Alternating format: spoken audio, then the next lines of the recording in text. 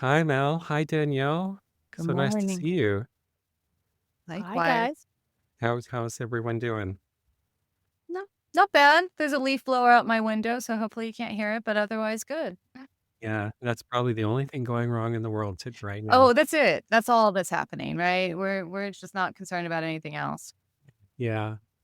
Well, Danielle, I'm so happy to have you here and hear about your work with the river restoration and working with the people in the Klamath Basin. We're all about rivers and nature-based medicine. Essentially, the world is a big river, and we're part offshoots of that river. And rivers are life-giving blood and so forth. And for people who don't know you, can you give us a little background about yourself and how you came to this? Yeah, absolutely. So my name is Danielle Mericle. I am a curator at the University of Oregon Special Collections, which is an archive, not a museum, so it's a little bit different. So story, though, is really important to my work. I'm also an artist. My background's in art. I don't actually have degrees in the library world, and so I'm a bit of an anomaly in that world. So I have an MFA in photography and a BFA in photography too. So I definitely my professional work has always sort of intertwined those two threads. I came to this river work. I mean, I want to preface this by saying I'm certainly not an expert on rivers. I'm an artist and a curious person who's asking a lot of questions, who's really inspired by how the Neijing in particular describes rivers, and then seeing that in life, right? And so I came to this Klamath work actually a couple years ago. I had learned about the meridians being correlated with specific rivers in the Neijing, and I just was kind of blown away by that. And so I had this bee in my bonnet around charting the rivers locally to see if I could do it. Just to start to look at the chi and the flow and the blood or the amount of water in a river and chart that locally and see what that might teach me. And it was around that time that I don't know. I was having a little sticky liver or a sticky gallbladder. It wasn't anything serious, but a friend of mine, I was thinking about blockages, and a friend of mine was like, "Well, they're undamming the Klamath," and I went, "What?" And so I became really intrigued by that and started to poke around that and just to learn more. And then it opened up this incredible host of questions that I'm still asking with this work about everything from place-based living, what does it mean to live in a culture where all of our rivers are dammed? What does that mean to the collective? So anyway, I've got so many questions looming around this body of work, and truthfully, I don't know where it's going. I've just been going out and watching, really witnessing this river being undammed over the last couple of years. Last year and a half. And just seeing what I can learn through listening and watching and witnessing this process and how that affects me and the questions that surfaces. And so there's a lot of different threads there. My work it tends to be a little bit layered and complex. My brain likes to connect lots of different things. So there's a lot of different places we can go with this. And so I want to respond to your questions. That's a basic introduction though of my background and how I came to this particular work. Oh, that's great. That's wonderful. And for people who don't know, there's probably people who don't know about the Klamath River and this restoration. Yeah, Can you give us a absolutely. brief overview? Yeah, so there are 4 dams along the Lower Klamath. The first one was built, I wanna say, started in 1917, Copco 1, which was the first dam that was built. So Klamath River runs the headwaters are up around, Klamath Falls in Oregon, and it runs down all the way to the coastal region in California, Northern California. And so, there are 6 dams along the river, and, 4 have been removed. And so it's been this really incredible epic project. First dam went in around, like I said, I think it was completed around 1921. The last one, I wanna say Iron Gate Dam, was completed in the early 1960s. And over the last 30 years, an Indigenous-led movement to remove the dams has been underway to get these removed because the reservoirs were so toxic. There was such algae blooms. I mean, it was one of those reservoir zones where if you went the wrong time of year, it smelled bad, a little like Salton Sea. Like, you go down and it's like, "Whoa," because everything was algae and all the ag runoff was coming in, and it was not a place where, certainly indigenous native fish could survive.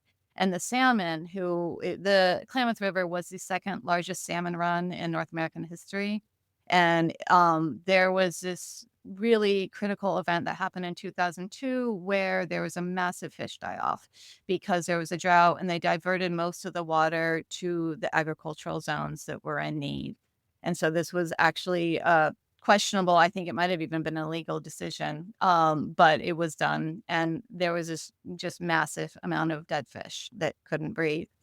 And so I think that's when the indigenous activists really, started hitting it hard.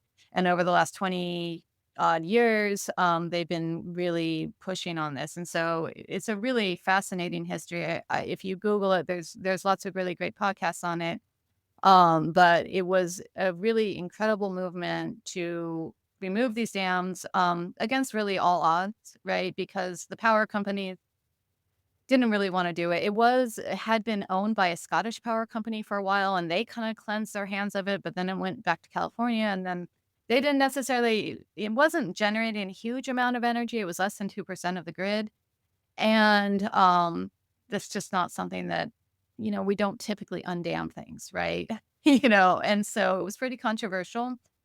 I will say the local residents, the sort of more white settler descendants, are still very unhappy about it. It was pretty controversial, and because they miss their lakes. And I feel that, and it's also been this incredible process to watch this river refine its path. It did very quickly. The fish came back within 6 months, so the salmon are already returning.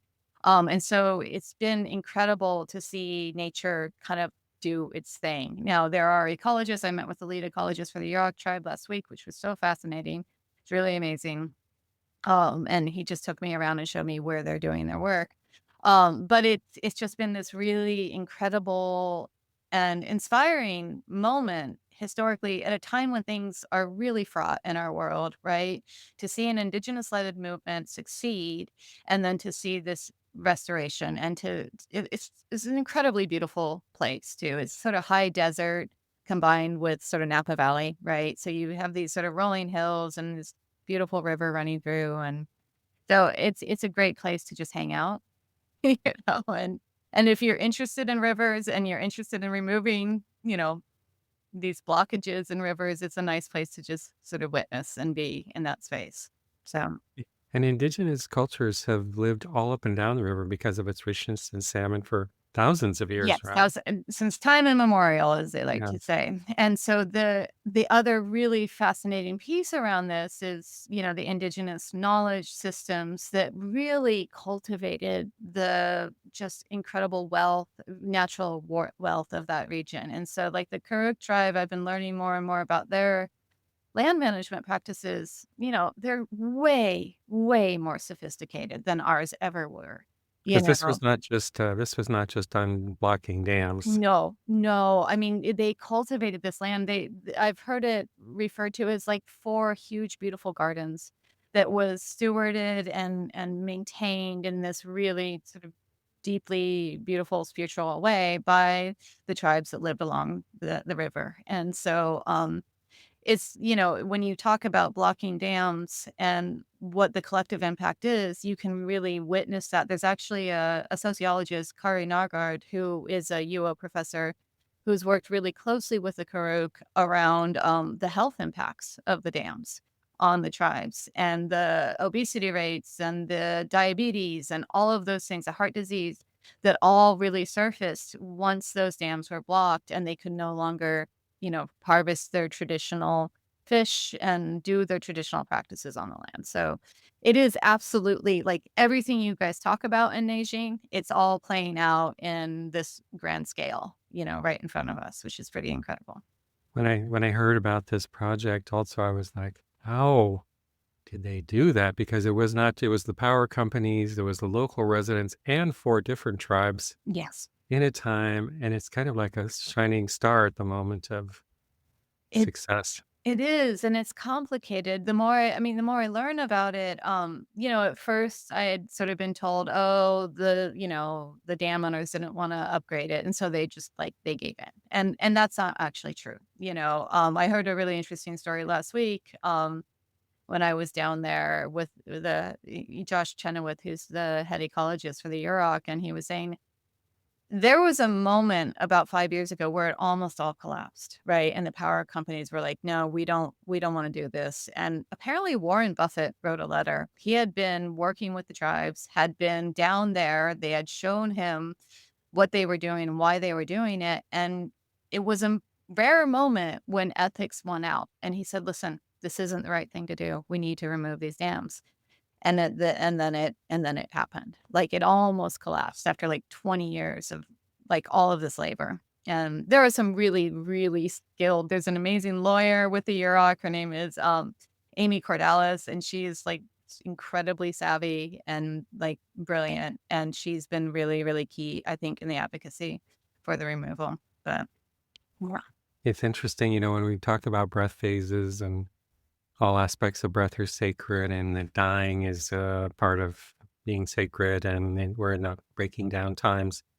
When we move through breaking down times, then we move into the dying phase, which is where you don't see the new birth yet, but then the new birth comes not as in a wave, but as a new light that starts to twinkle somewhere. And then that's, or like in an embryo, it's that first when the heartbeat starts to beat like that. So when I'm watching patterns in the culture level, I'm looking at we're in the chaos moments now in the Hua, but the Hua transformation, breaking down times, is followed by the dying phase, Mhm. which is the kind of the dark night of the soul, the 40 days in the desert, all those things.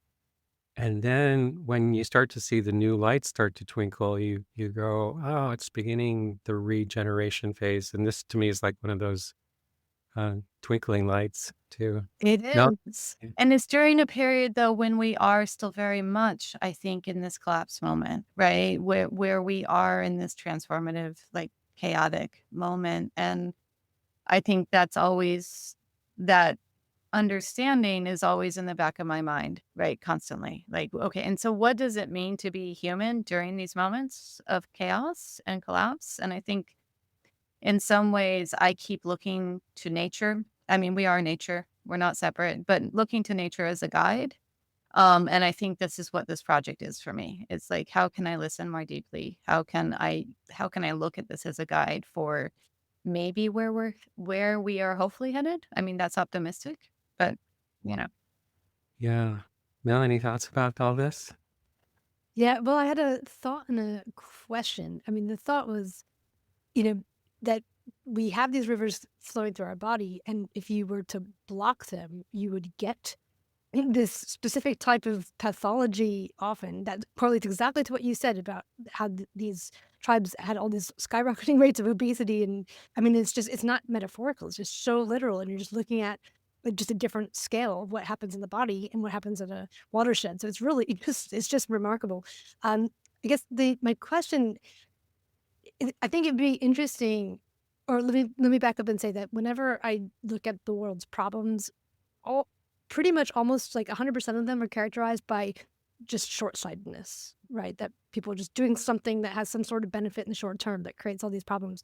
And I just wondered if you could discuss, because I don't want to assume that I know everything about why people put dams in the first place. Mhm. I can kind of guess a list, but maybe that's something interesting to discuss, and including sort of the time period that you were alluding to about Mhm. what was going on then, just so we can kind of better learn from the thought process then, and then why we would want to undo it.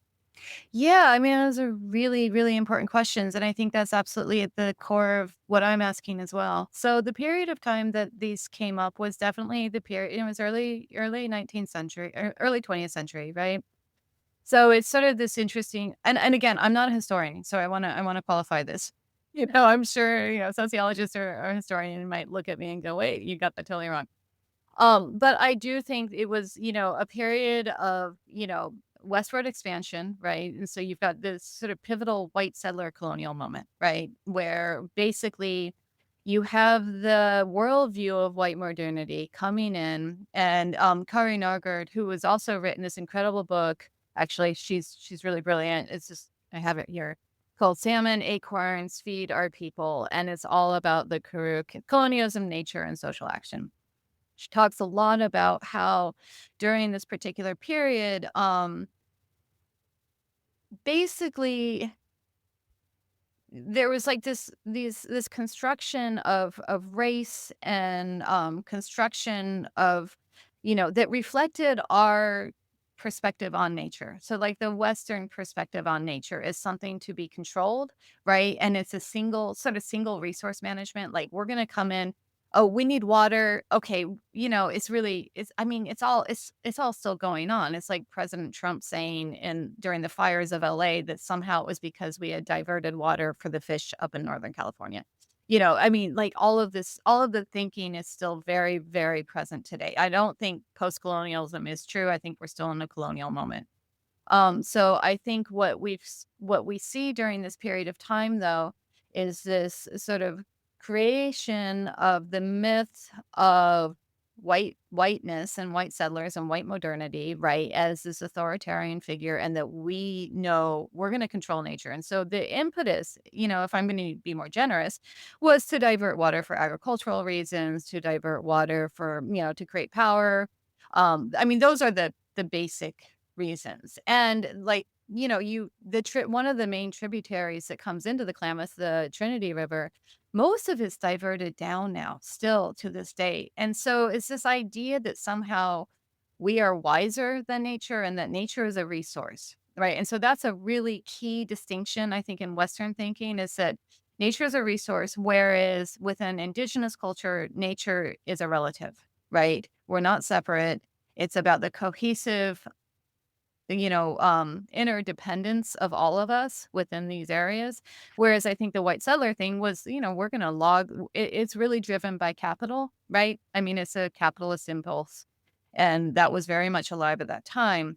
And so this notion of undamming these rivers is about the health of the interconnectivity of both the tribes, everybody really. It's not just tribal communities, it's all of us, right? I think a lot about this sometimes. There's a quote by David Abram, who's a writer, the anthropologist. He wrote that book, The Spell of Sensuous, which those of us in our community, everybody loves, right? So maybe read it. I don't know. But he talks about when he was traveling in Nepal and he was working with healers over there, if somebody came up with a disease or something, they wouldn't treat the individual. They would go to the village and treat the village because they knew if they just treated the individual, the same thing was going to come up in someone else, right? And so it's looking at collective healing. Like, what does it mean? Like, first, what does it mean that all of our rivers are dammed if we are in fact rivers, right?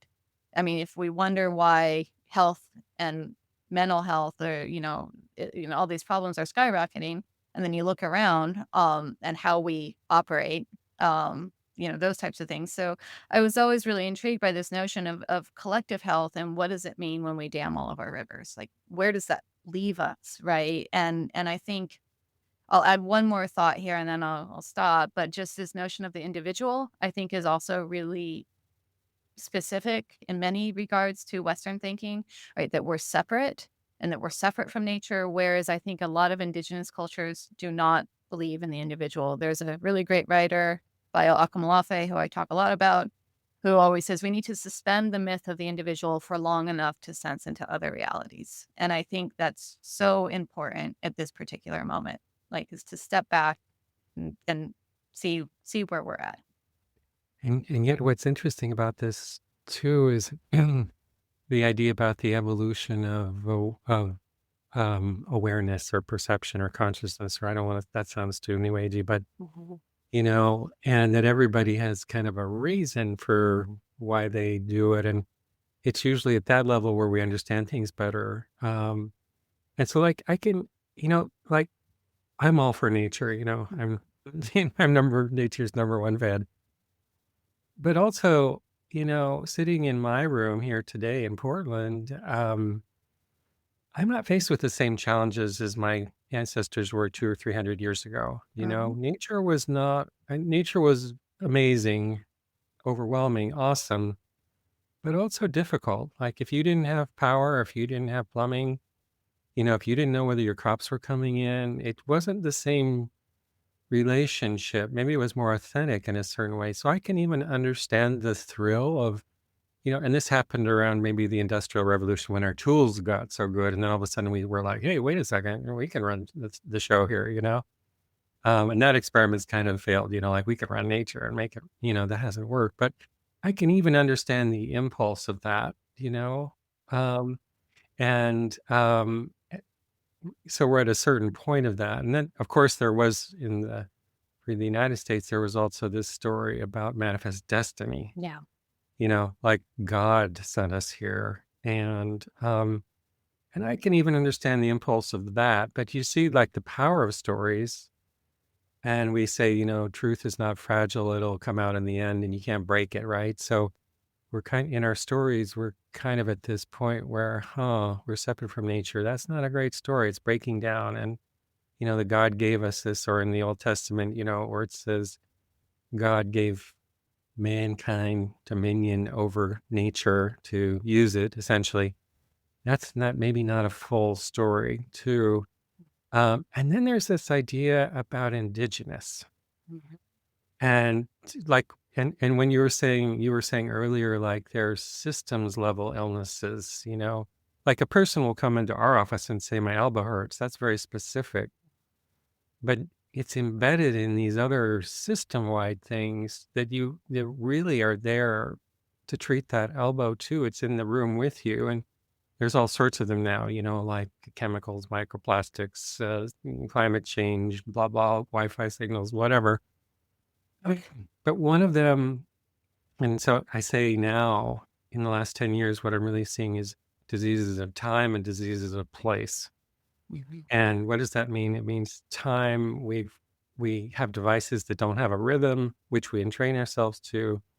It also means we forgot that things come from a past and a root and a source, and we're looking to the future and we forget about the past. So we've had a reversal time sickness.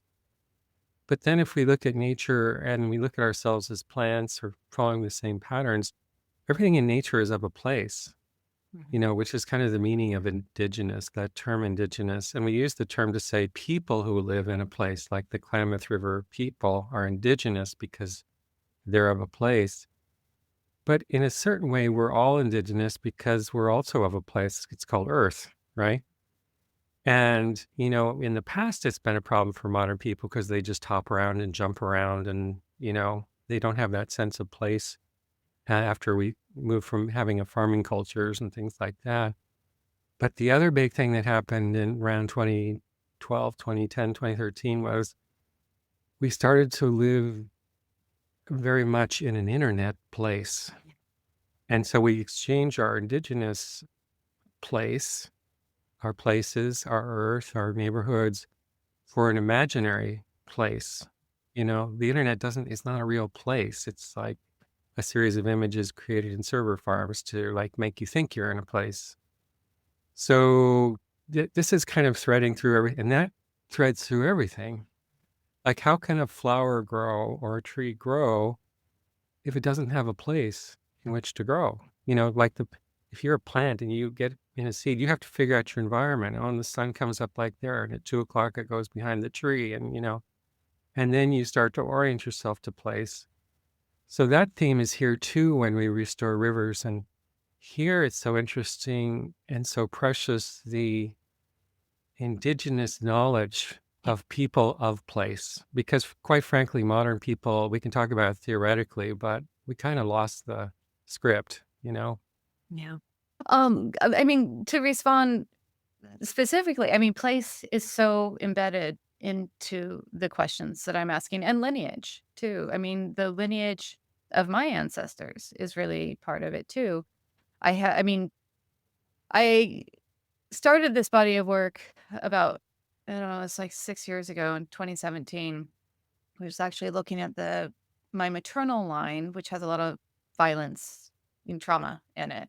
And my great great grandparents were on Bainbridge Island, and they were proselytizing. They were Swedish covenant ministers, and they were proselytizing to both the Swedish community there as well as the indigenous communities. And my great great grandmother was out there and left in isolation a lot. And the minister husband was really just kind of an asshole, honestly, from what I gather, what I glean.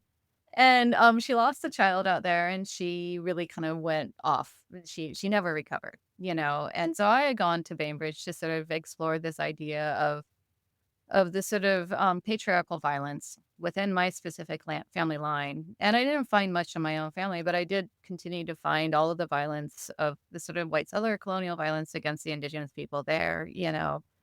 And, it was one of those things that was really hard to reconcile, and so I kinda stopped the work, and then this river work has surfaced it again, and I think it's really because of this notion of rootedness or lack of roots and place and displacement.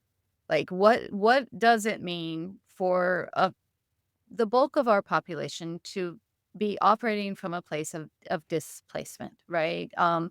And how does that then, sort of resonate?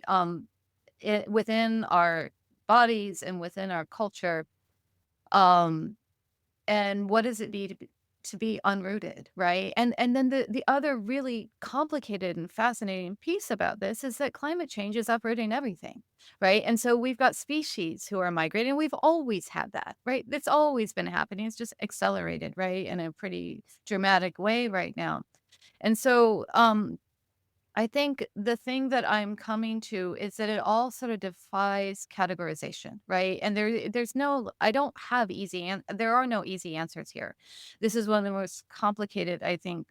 It's a complex period to be alive. It's a really interesting period to be alive, but it's also really layered and complicated as we are all trying to like find our grounding during a deeply destabilizing time.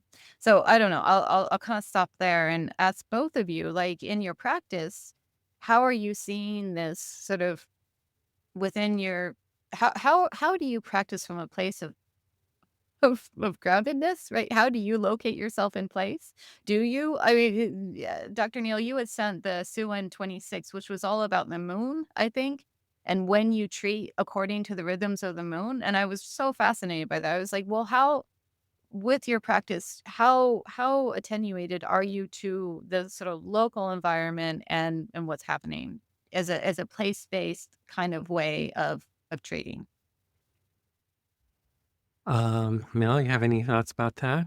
Okay, I buddy. mean, but yeah, a lot of thoughts came back. I tend to bring a lot of discussions back to the brain. That's something that I like to do.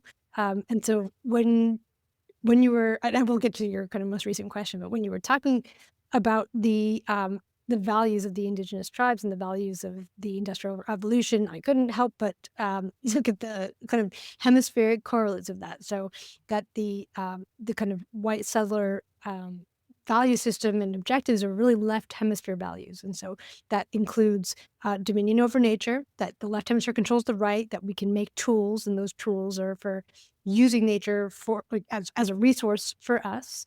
Then it's very individualist. So the left hemisphere is more interconnected with itself and it's more interested in what it thinks. The right hemisphere is the one that has the context, which is the connection to place, and it has the more collective understanding. And it also, especially in its like adaptive and adult and nourished form, has the ability to take in the perspective of the left and then consider it as part of the greater whole. So I thought that was interesting. And then in terms of um, like treating from a grounded place, this is actually just so similar to a conversation I was just having with a colleague yesterday, because I mainly treat adults, but from a neurodevelopmental perspective. And one of the things that's interesting about animals, including humans, is that a tree is rooted for the most part. There is some evidence that some trees can walk and stuff very slowly, but for the most part, you're rooted in a place, and so that your relationship to the sun and to other things is going to be fairly consistent over time as other things change, whereas animals can move. And in humans, at least, the first system to develop in the nervous system is the vestibular system, which is our relationship to gravity and our relationship like what is up, what is down, what is left, what is right, if I am I moving, is my head moving? And so the organs of the vestibular system grow to adult size in utero, which is the only organ that's true for, and those nerves myelinate first, and that's the foundation. Like, that rootedness is the foundation of the development of all the rest of the nervous system. And when I look out at, especially at children nowadays and also adults, um, oftentimes that didn't go smoothly from the beginning. Yeah. That there was already this very, like, kinda literal neurological lack of rootedness for whatever variety of reasons that people are kinda growing out of. So I don't know, it's just sort of interesting to know. So, I mean, I'm taking it very literally. I'm kind of assessing their balance. I'm looking at their eye movements and seeing if I can help them kind of, I don't know, like, reconfigure their GPS to even kind of be grounded and know where they are and feel their own body. For my part, I moved about 6 months ago to a place about an hour away from where we were that happens to be, kind of have a very strong Indigenous presence, which is unusual for the Northeast, Wow. and where they, really value nighttime darkness, which I'm just so grateful for, that I don't seem to have lots of 5G here, that there is this possibility, at least, that if I can work directly with people's vestibular system so that they know where their body is and they know which way is up and down and left and right, that they would be in a place where they wouldn't be sort of bombarded by confusing signals that would, that are having bees spinning around in circles. So it's like a little bit of a weird way to answer your question, but it's something that I think about. Yeah. That's very practical. And if you can get the brain hemispheres balanced, then maybe that's an invitation to reestablishing indigenous connect or of the land connections.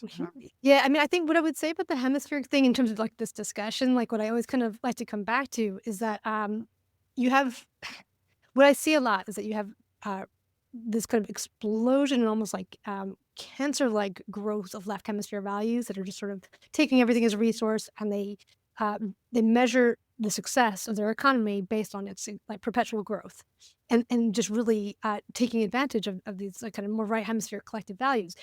And so the right hemisphere kind of um, perspective is understandably not happy with that. But the reconciliation is really understanding. I believe that the right hemisphere is meant to be kind of seeing the bigger picture and making decisions. And the left hemisphere is meant to work with. There's a book called The Master and His Emissary that talks all about this, where it's like the heart and the connection is the kind of the truer container, and that it's not that we kind of get rid of the left hemisphere. It's a part of, and it can be considered with. The unfortunate irony is that the left hemisphere, because it's greedier and it's more like goal directed, ends up overrunning more peaceful, patient, quieter, collective ideas, people, cultures. And so I think just like we need two legs to walk, and we just want things working well together. So it's not about completely annihilating or devaluating or saying those values are bad. It's putting them in the right relationship again. Yeah. And they're both just aspects of breath. And we know from breath medicine or learning about breath that when one tide of breath becomes predominant, the other one comes back to reestablish order. Like the priority in the universe is breath. So like it doesn't just like a lopsided breath. It'll change, and then what'll happen, what our experience will be, we're not sure, but it will change and it will come back another way. It's also interesting. I like what you say about the integration because, this interesting idea that indigenous people hold wisdom, for example, which they do about place because they've lived there for so long. Yeah. And that it would be great to share that, but that's also so fraught. It is, and I think, there was a Native Hawaiian, who recently said, I was listening to a podcast, she was saying how we're all Indigenous, it's just that some of us have had our indigeneity interrupted more recently, right? And I thought that was actually a really Right. great way of characterizing it. So And we yeah. we do know, like we start off and it's, you know, we start off just being engaged in one culture taking over another, for example, or something like that. And then down the road, we become more aware and we talk about things like colonialism and patriarchy and so forth, which is also fine. It's a step. And also, the solutions, the deep solutions will come in the next phase. Yeah. And in my experience with working with patients or being a doctor, whatever, there's the part, and here's the thing about if the universe is a breath, like if you're just an aspect of the breath, and I am, and Mel is, and the Klamath River is, then it's about the question of separation, right? Which is really kind of the fundamental question of spirituality. And that question is there separation, or is that kind of a construct of our mind, in a certain way? So when we're in the conversation modes, by the way, I think it's good to be talking about patriarchy and colonialism, because we're just, we needed to become aware of that as a thing. So that's all good. And yet when we do, then we're in that lower level dimension of story where we're talking about separation, like there was this and that. On the other hand, if you just go to people whose lives have been so influenced by that and say, oh, by the way, we're past that now, Yeah. they're not so happy about that because their experience hasn't been witnessed. And, that's part of the white story also, is coming in like in a weekend and like claiming it and so forth, all that stuff. But I do know this, that the meaningful stories that'll get us through are above that dimension of us versus other. I 100%. And this is where I think I think about this a lot, it's tricky, right? It's tricky to talk about this, and I get into some dicey territory sometimes, especially as a white woman, right? In certain spaces. And I mean, this is why I love this writer Bio Akalamafe so much, is that he really positions all of this as we are not separated. This is nature breathing, right? Everything that's happening right now is nature breathing. And a lot of the ways in which we have responded to these crises are still grounded in the thinking of separation, right? Whether it's racism or whether it's environmental catastrophe, we're still thinking that we're separate, right? And so it's like this, it's really subtle but important shift in terms of the questions that we're asking and the ways that we're framing things. And it is complicated, right? And I recognize there's a lot of trauma. I think there's so much trauma in our world, and it resonates at multiple levels, right? And so I am really slow and respectful, certainly in certain arenas. But I think fundamentally, you're right. The higher level conversation is going to position us in a place that this is really, it's hard to say this because, and Dr. Neal, we talked a little bit about this in class, and the tricky part about accountability, right? If this is nature breathing, where do we land within that? But, you can counter that by saying, yes, we are nature. And so we do have a role. I mean, I think that's one of the things that I'm sort of coming around to is I think I had this idea that humanity, like there's this post-humanist notion that, we are decentering ourselves, which I think is actually really important. And I also think that we do serve a role in reestablishing balance. Maybe. I don't know. Maybe I'm wrong there, but I do. I'm with you. I'm with Yeah. you. Yeah. To my way of thinking, I've said this before. Free will doesn't actually exist, but you should live as if it does, Yeah. because your experience of being alive will be different. And whether the world survives is not up to you, but you need to get up every morning and work like a farmer and do good work. Mhm. And we need to focus on right relationship with who's in front of us, whether it's our family or our neighbor. It doesn't absolve us of our participation, Right. but actually we're part of a bigger breath that's going to move us Yeah. one way or the other. But this question of the evolution of consciousness, which I even hate to say that because it's like such a 60s term, 70s term. But really, like, if you think about, like, well, we're a just born species in our current version because we write down words and tell stories. And then we became somehow aware of ourselves, but in kind of an infantile way where we're not exactly sure what's going on, but we somehow see ourselves in the mirror and go, whoa. And then we got tools. All of a sudden, we could do all these things. And of course, it's natural if you have all the tools to use them. And if, like, there's resources there to use them if you have the tools, right? And then we're in kind of this phase, but in a meta level, what's happening? What's the script? For example, if we are examples of the universe recreating itself upon its original design, like this is all in the plan, right? And that making a brain that becomes aware of itself and starts to write down words is part of the plan, and that we're in an infantile stage of that at the moment. But what would be the next phase? So, for example, we talk about the immersive life. And also, with Indigenous people, sometimes I feel like we tend to over glamorize their life, Mhm.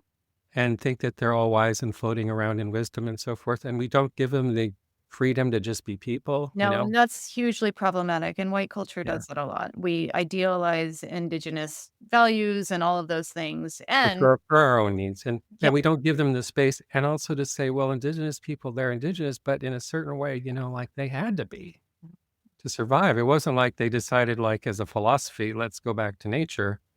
They had to do all those things. Although And it, I think that there are I have this idea of these tendrils, right? And that time isn't necessarily linear, right? And so there are these different things, like humanity has evolved in different ways, right? With equal sophistication and sometimes I don't know. And again, this is not to sort of paint this rosy picture on, like, this wisdom, whatever. But I do think that some of the stories were just better stories, right? well, the thing is that um, land gives you wisdom. Mhm. Mhm. You know, being like when I was a high school student, I was kind of a student on the Zuni reservation. I live with a family, and Zuni lives it's in Southwest, and it's a Pueblo culture, and it's flat. But Zuni is like a hill, and like, where did the hill come from? Well, the hill came from the adobe buildings falling down over thousands of years. It's hard to make. Mm. I mean, if what I mean by that is, if you live in the same place for thousands of years, like the people did on the Klamath, and you see the same mountain and it has a name, and the sun and the seasons, the breaking down of wisdom can really be seen in many ways to be related to the loss of place. Mm, wow. So, like, if you're a farmer or you're a hunter, there's a wisdom that you have to develop to live in that place. And that wisdom is handed down by the people who raise you, who is handed down to them. And there's a grounding aspect to that of being of a place, right? So one of the ways I sometimes think you can differentiate modern and traditional cultures is the cost of stupidity. Mhm. And that means, like, in a traditional culture, you can't be stupid. Mhm. There are consequences for being stupid. But in a modern world, you can just be as dumb as you want, Mhm. and the consequences are different. Someone will come and rescue you, if you do something dumb. Um, but there's a wisdom, like, and even our ancestors who were farmers, which for me is just a couple of generations ago. Actually, my stepfather was a farmer. There's a wisdom that comes from working with the land, or being in the land, or raising cattle, or being a hunter gatherer, that is really lost to modern people, and gives them a kind of an air of group cluelessness. Mhm. One of the things that's so nice about medicine, which I really appreciate about medicine, is that grounding aspect's there again. Like, you can make up all sorts of conspiracy theories or say whatever you want, but if you have lung cancer, it's kind of grounding, Yeah. and you can't just do whatever. And in the same way, like when you're in a land, like, you can go out and hunt when none of the animals are there, but you're going to starve, right? So there's a cost to that. So we've lost, and I often think, like, make America great again and so forth, USA number one. I always think, well, people are people, the people of the United States, they're good and bad. Mm. But what is great about the United States is the land, really, and the land was really what imparted the qualities. But when you leave the land and go into a internet space, a Facebook space, an Instagram space, whatever it is, you've lost that connection to indigeneity. And that's really deeply unsettling to us, I Yeah. think. And then if you combine that with the loss of rhythm, which is the other thing that nature really depends on, when is spring coming? When is summer coming? We're really kind of lost our way. And it influences, you were asking about the healthcare practice. It influences every patient interaction now. Yeah. And I feel like there's a gradual lead up to this moment, right? I mean, you read like, you know, early 20th century philosophers, and they were concerned about the rise of technology for similar Right. reasons. Emerson, Thoreau, all those Yeah. people. Yeah. Yeah, and I think then this virtual place or non-place that we all spend so much time in these days is just like I mean, I don't know where it's going. I think that, if Elon Musk had his way, we would all just like, be robotic, live in these really bizarre non-spaces. So I mean, I think it does have to do with like there's like this gradual loss over the last couple centuries of our rootedness to place through, immigration and migration and all of this trauma that happened, right? That then was then imposed upon the people here.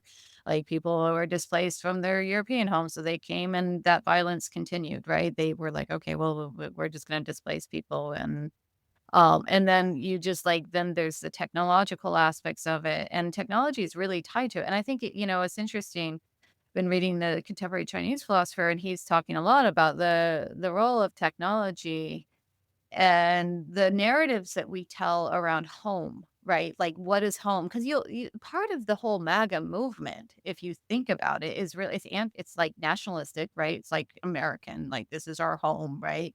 Anti-immigration, and in some ways, I think collectively we're all grappling with this question of rootedness, right? And it's just that some responses are really violent and they follow that trajectory, and then others are like, "Wait, pause, wait, maybe there's a better story out there," right? And I think that's why people are looking to indigenous cultures to be like, "Well, wait a second, what is this? What is this soup that we're living in?" Right? And so I don't know, it's interesting. I do think that we've reached this zenith point of sort with technology where everything is We kind of, yeah. we have stories that don't serve us and we're trying to figure out how to rewrite them.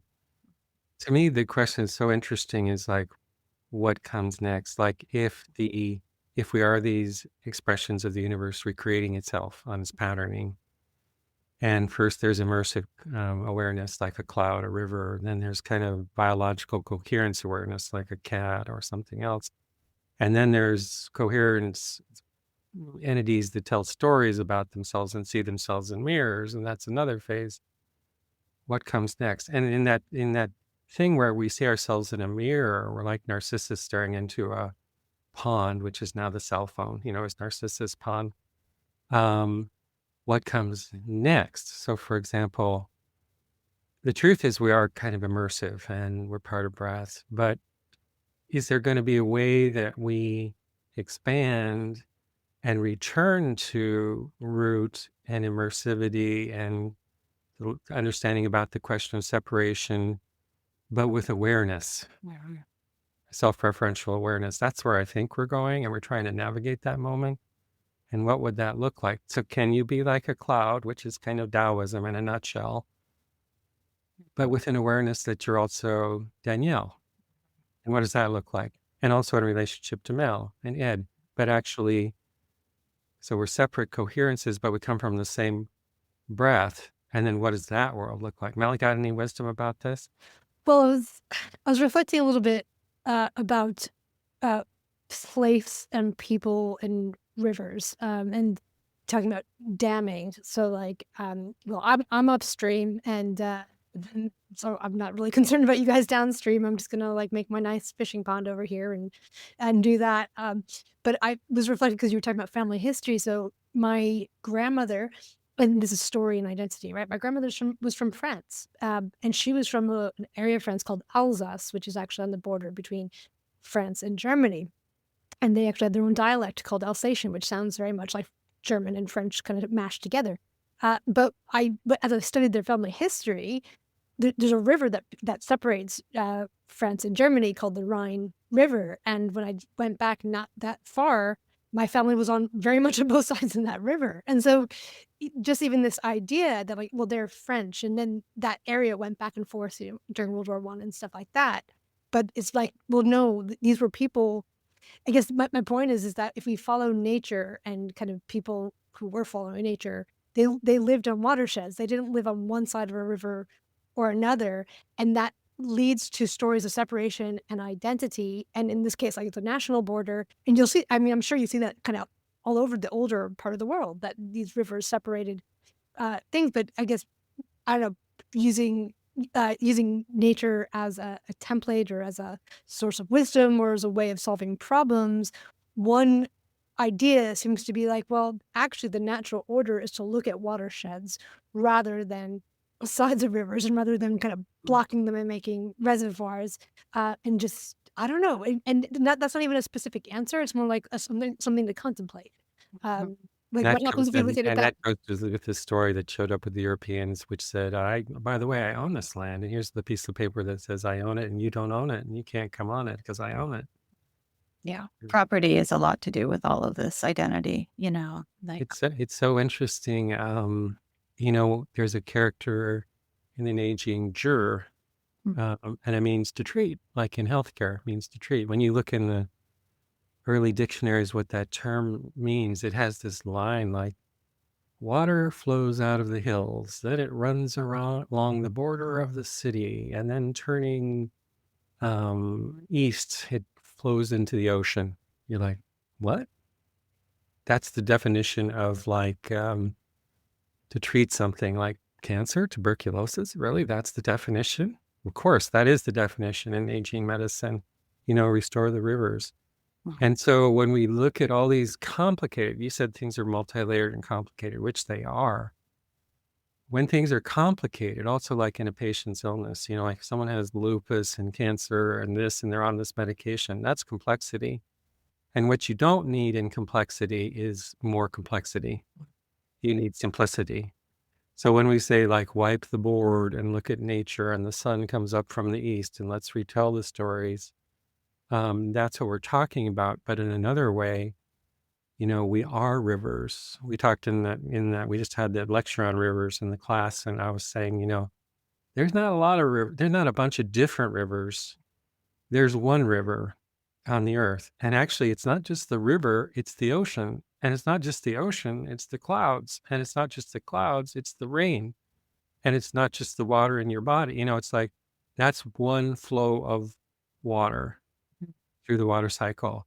And I drink it in. I'm drinking my tea. The water came from outer space. I made it into tea.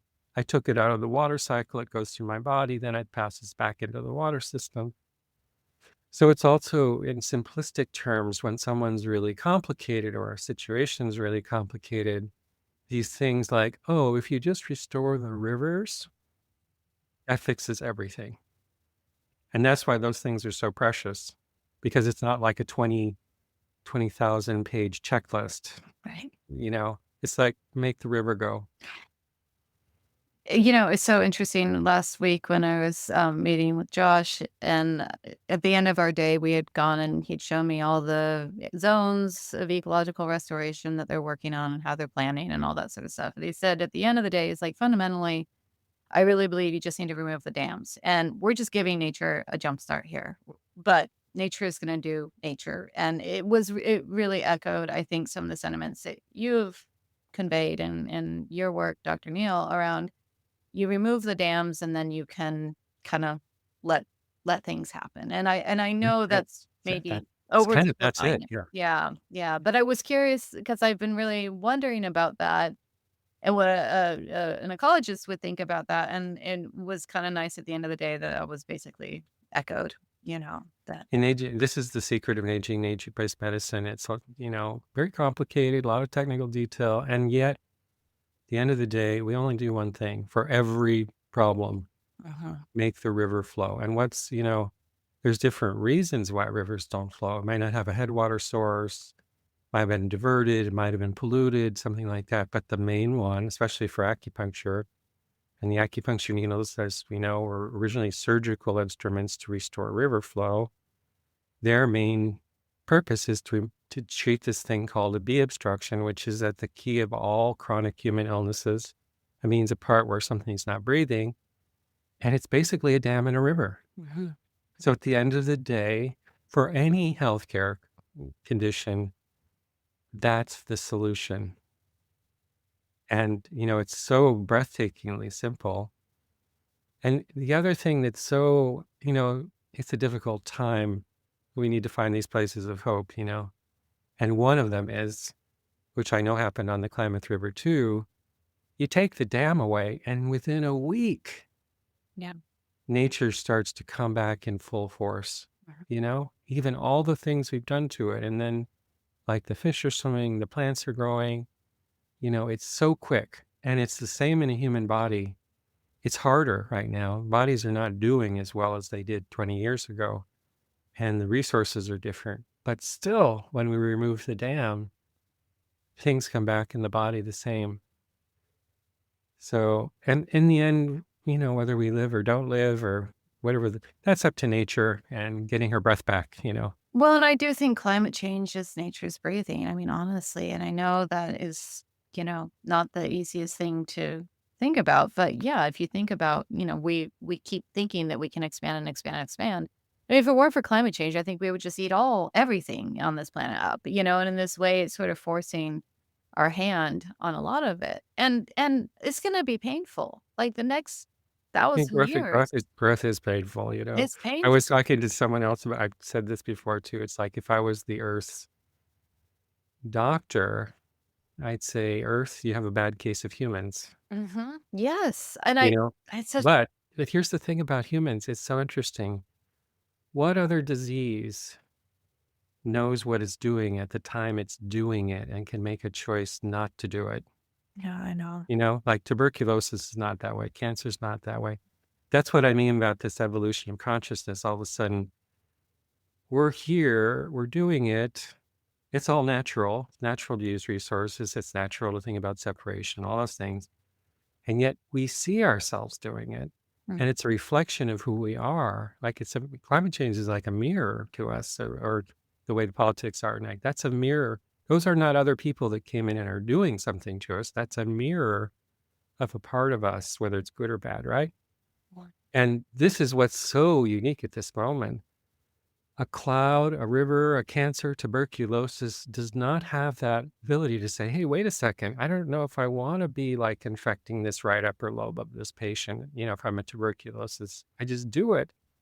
And that's why humans are so different. And even though we may not have free will exactly, we can look at this and go, who do we want to be? And what stories do we want to tell? And we could say, we don't want to be a disease for the earth in a certain way, Yeah, yeah. Well, I would actually, just to play devil's advocate, I actually think it's very similar in the sense that, let's say, a cancer tumor is of the body, and these are cells that have lost their coherence to the whole. So they have a story of separation. And I would say the same thing with humans, because some humans have stories of separation and some don't. And the ones that don't are working hard to overcome our cultural conditioning to order fewer times a week from Amazon and whatever we're doing. But so those who do not have a story of separation are trying to help the planet as if it were our home, and it's those who have the story of separation who are continue to harvest it like a resource. So that it's very much like the tumor in the body, that they don't have the awareness. And if you look at that's a good example. And if you look at the tumor, from the point of view of being a biological coherence with likes and dislikes and wanting to live, cancer is a terrifying, horrible thing, right? From the point of view of nature, dissonance, chaos, all those things, as I've said, it's part of the palette of nature to restore breath. So say you have the breathing system and it's off and it's off and it's off and it's off and nothing gets changed. Cancer is the way that breath is returned in a meta way, in a deeper way. We don't like it, but what does that mean? Like if a system's not breathing, it starts to break down and then it starts to become separate and then it dies. And then something new is born, right? And that's exactly what happens when you throw something in the compost heap and something starts to break it down. That's called hot transformation, right? So in that sense, if I don't want to be unkind to cancer patients because it's a very difficult disease. But what I mean is if you step back from the point of view of being a living person, that's all kind of normal, right? But when we step in and work with cancer, what are we trying to say? Well, what is it that led us to this point where things started to separate? What has lost its way? And is there a way of healing or restoring rivers or addressing something that's causing a dam or whatever it is so that you don't die, but actually you're born into a new life? You know, it's all very interesting. But this thing about like like a cloud, I don't think is aware of its role in the same way that we are. We can go, oh, should I fly to Europe? But yes, there's the climate cost, and or should I buy offsets? I mean, clouds don't do that. Cats don't do that. But somehow we are in this moment, like, but we're at this infantile stage where, like, I got a brain. Like, what is that? I don't even know. So we're trying to see if we can grow up faster than we go extinct again. Mhm, mhm.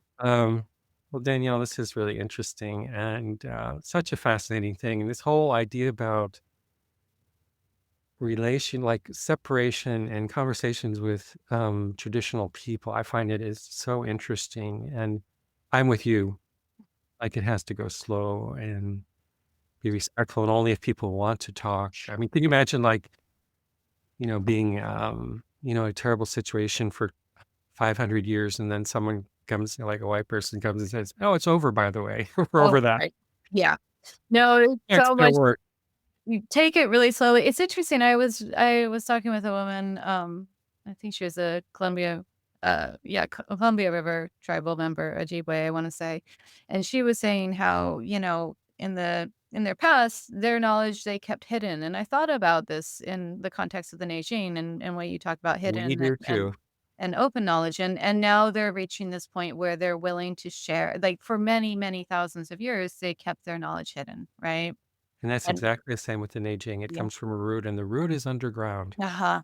And if And you share everything on Instagram, you're not breathing because we always say you should have a private space. yeah, and so that knowledge system, at least with this particular tribe, was now they recognize that there's a need, right? There's a need to share and there's a Right. need to be I part. feel exactly the same with the aging. I would be staying at home, but I see there's a need for it now. Mhm. Yeah. I And think oh, I it was just to say we all have to make sense of our own place within this. So we all have like I know for myself, I'm definitely reckoning with my own particular lineage, right? And with a lot of honesty around that and it's kind of baked into the whole endeavor of these questions, right? Is like, okay, well, what are my roots and what is my responsibility within this moment, you know? and it's so tricky. You're right. It's so complicated because sometimes when we talk about, the oppressor, this, that, and the us versus them, it's a good recognition. And sometimes we do it because of needs we personally have. Mhm. you know? And that part I don't think is, I'm not saying you, Danielle, at Yeah. all, but I'm saying when you listen to the conversation out there, you hear people saying it and go, oh, that's about them, Mhm. really. Yeah. And that's just more of the same, Mm. essentially. Yeah. But we have to have compassion for everyone because, as I said, we're in this kind of infantile states where we're trying to like figure it out and grow. Mhm. Um, I do absolutely know it'll be done together. It won't be done in separation. Yeah. That's because that's the way nature is. So. If we're to survive, right? If we make it, Earth will be fine. S And yeah, Earth will be fine. And you know what? Not surviving is also a phase of Yeah. nature. I just said, you know? Yeah.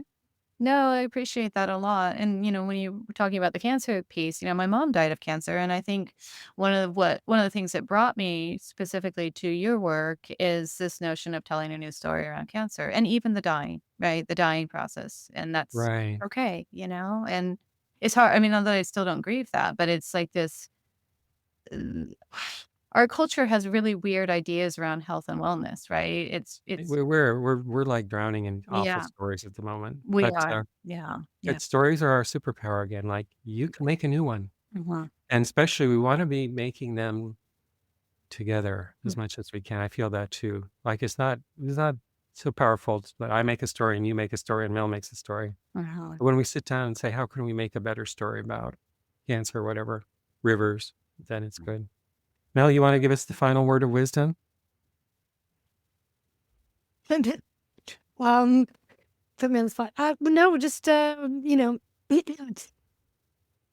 maybe this was the first start, or not even the first start, but this is like part of the the coming together to share story that we are looking to see more of around rivers and people and humility and infancy and all of that. So maybe we're a step in the right direction. That sounds good.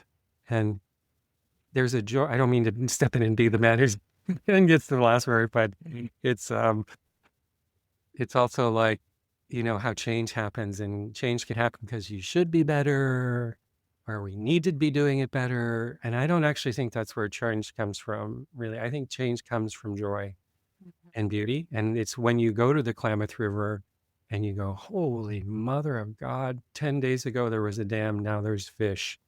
Wow, I want to be a part of that story. Yeah. So a little bit more joy and beauty and a lot less like, oh, it's awful and I need to be doing better. I've never seen that get much good change. No. Yeah. So Danielle, thank you so much Yeah, for thanks coming. for having me. It was really fun. I'm looking forward to coming down and seeing the river with you. Yeah, it's a wonderful sight. I think you'll be as blown away as I've been, and it's just really beautiful. It's a nice place to just go and be quiet, and just gonna hang out. Yeah, sounds great. All right. All right. Take care. Be well. Thank you, guys. Thanks, Mel. Bye.